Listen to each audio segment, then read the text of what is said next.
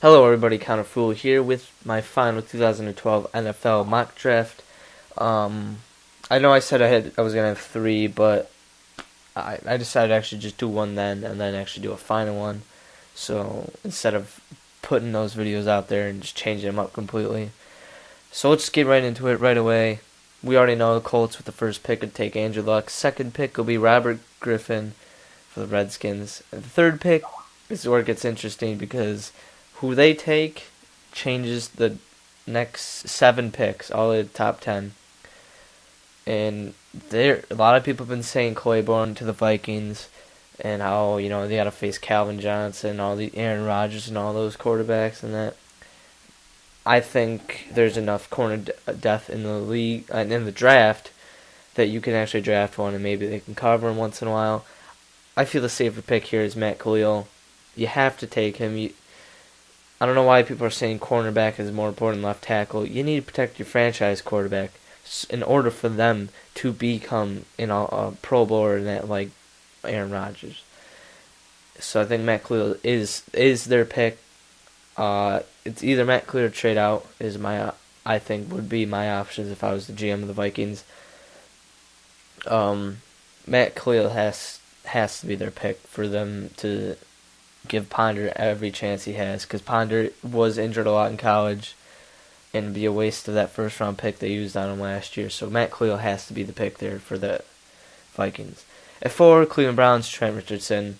It's him or Claiborne. If Trent Richardson's taken before the Browns, then it'll be Claiborne. If not, Richardson will be at the Browns. They're not going to reach for Blackmon. They're not going to reach for Tannehill. Number 5, we got the Buccaneers, Claiborne. Rondé Barber is getting up there in age. They're putting him at safety for some snaps. Tabeek might be going to jail, so Morris Claiborne is the smart pick there, and he can be an elite corner one day. And I feel as that would be the safe pick for the Buccaneers. At 6, you got the Rams.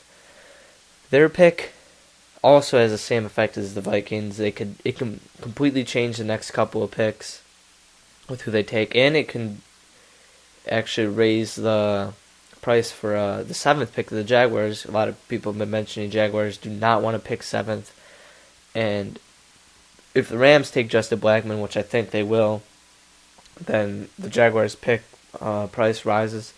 There's been some mock drafts out there and some experts saying that Cox would go there. I wouldn't be surprised if Fletcher Cox goes there. He's a defensive tackle out of Mississippi. He's been rising.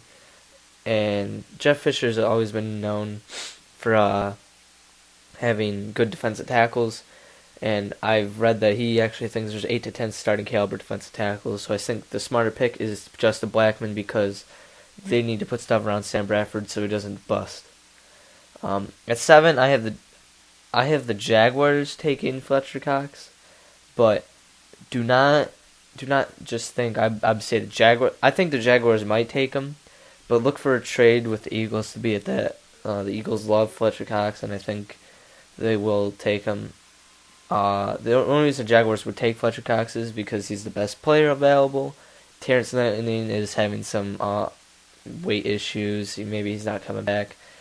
And they need to get some more pass rushing. He's probably the best pass rushing defensive tackle.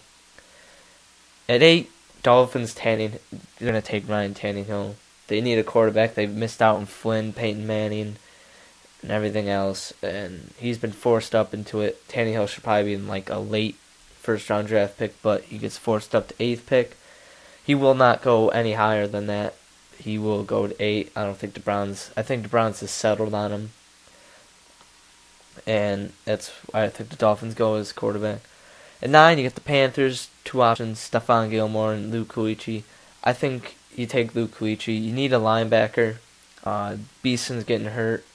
All your linebackers are getting hurt, and Luke Kuechly is probably the best linebacker prospect to come out of college since Patrick Willis, and we know how Patrick Willis plays these days.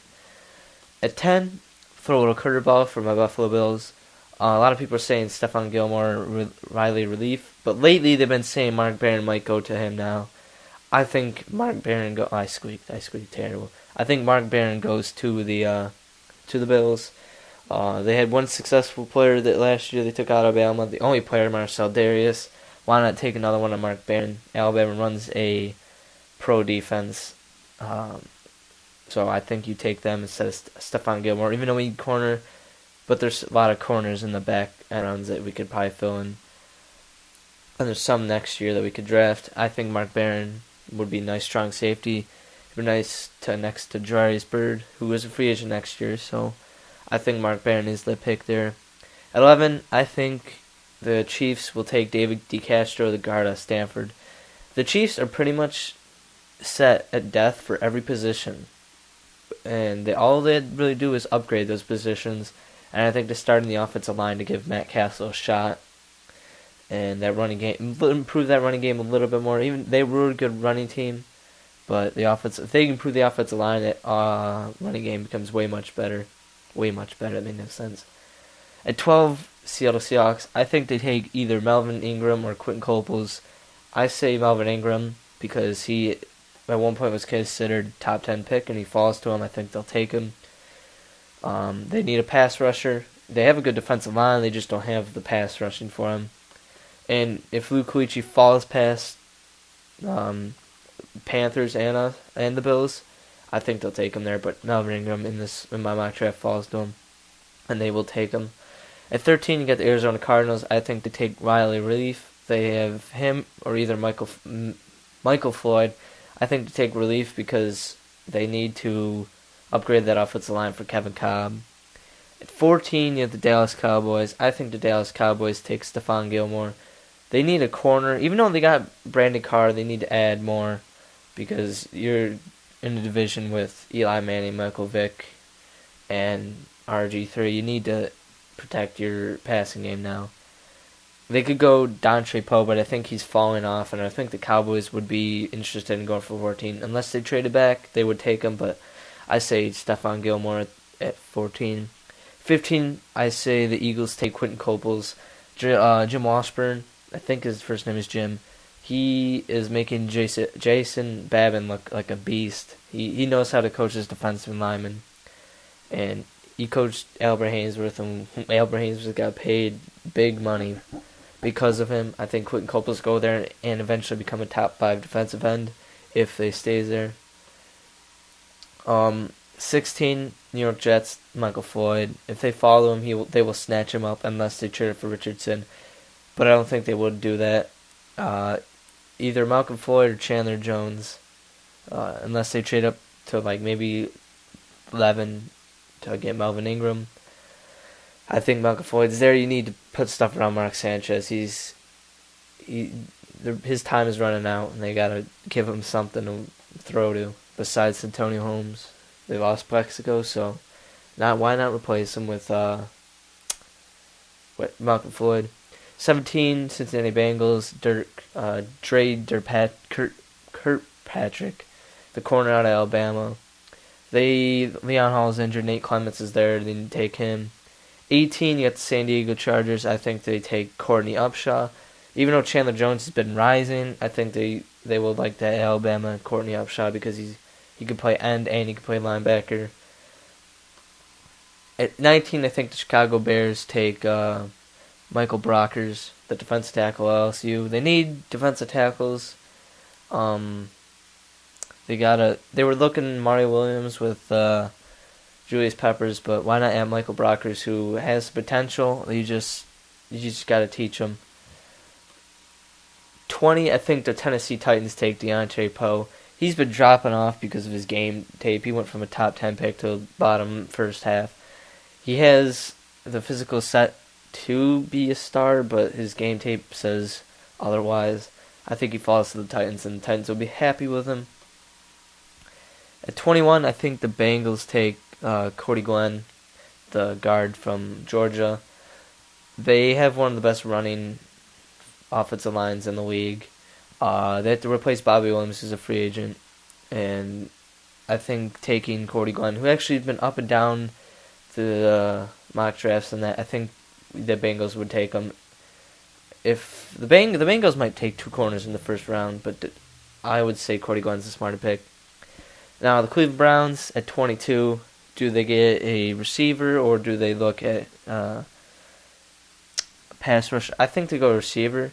a lot of people are saying Kendall Wright, but I think Kendall Wright is more of a slot receiver. They need to add some size to that team, even though they got Greg Little in that. But Greg Little led the league in drops. I think you take Stephen Hill. 23, you have the Detroit Lions. I think to take Jonathan Martin, the offensive lineman. For Stanford, they need to draft some offensive linemen. Matthew Stafford's getting hurt a lot, and they need to protect him. They could go corner, but I think they'll try to protect their franchise quarterback. At 24, you got the Steelers. I think they take Dante Hightower. He is a Steelers player. He plays tough. He plays every play. He's played in a pro-style defense at Alabama. I think he'd be a great fit. They need to start getting younger in defense, and he'll start in this draft. At 25, they have the Denver Broncos. I say they take Kendall Wright. They want to add a receiver with Peyton Manning. I think that they should do it with adding Kendall Wright. They got Eric Decker and Demaryius Thomas, I think, to be the smart pick. At 26, I think Houston takes Whitney Marsalis, the defensive end, outside linebacker at Illinois. He's been up and down in the drafts, too. I think they need to get that third, pass rusher that could just come off the bench and get you some sacks. At 27, I think New England Patriots take Harron Smith, the strong safety out of Notre Dame. He's a smart player. They need safeties. They might go pass rushing, but I say they go Harrison Smith. 28, Green Bay Packers. I think they take Shea McClain, the defensive end out of Boise State. They need to add some pass rushing. Why not add him? He's been rising up to the point where people are saying maybe he could be a 20th pick or whatnot. I think the Packers get a steal in him. It'd be a nice addition. At 29, the Ravens. I think to take Peter Kahns, the center out of Wisconsin. He can learn under Matt Burke for a while. I think Matt Burke is playing one more year. I think he can learn under him. I think it'd be a very good fit, and it helps him. I squeaked again. At the 30th pick, you got the San Francisco 49ers. I think they take Aminu Sumantoyo. I don't know how to pronounce the last name. Guard and offensive tackle out of Midwestern State. They did the same thing with Mike Adipati. He was rising up. He's a baller. He would be perfect for the run game and perfect for the style offense 49ers run. At 31, you got the New England Patriots. I think they take Nick Perry out of USC. They got to add to the pass rush. They lost Mark Anderson, and looks like they're not going to re-sign Andre Carter. And I feel they'd probably need to add a pass rusher at that point. They didn't really do much over the offseason to do that. And the last pick to the Giants, I said the Giants are taking Doug Martin, the running back out of Boise State. Compared to Ray Rice, I think they need to replace Brandon Jacobs and continue that two-headed running game. I think it's a perfect fit, and I think that it's a steal because I think Doug Martin can live up to the hype of Ray Rice. So that is it for my 2012 NFL mock draft. I know we're on a black screen right now, but thanks for watching. If you want, you can tweet me or comment below your mock drafts. I'll look at them. I've been looking at them all day. And I love coming around draft time and looking at all the mock drafts. So thanks for watching, and please leave a like and subscribe. Also, before I forget, follow me on Twitter. I'll be tweeting about the draft when it's happening, every round. Also, I'll be doing recap videos after every draft day. So after the first round, I'll have a recap video up Friday afternoon. And after that one, on Fridays, you'll see one like Saturday morning, afternoon, and then Sunday. Recapping my surprise, what I thought was a surprising pick, what I thought was a reach, and all that, what my analyst was of that round or rounds.